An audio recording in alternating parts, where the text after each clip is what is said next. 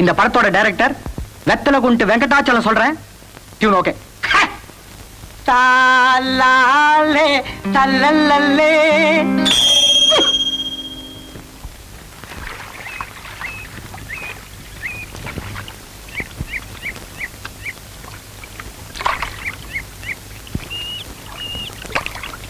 என்னப்பா கோவிந்த், எப்படி இருக்க? என்னப்பா ஒரு மாதிரியா இருக்க? என்னாச்சு?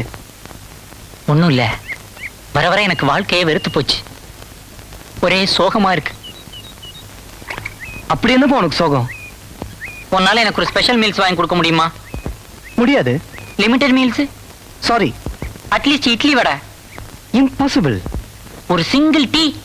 No chance. அப்புறம் எதுக்குடா கேள்வி கேக்குறீங்க?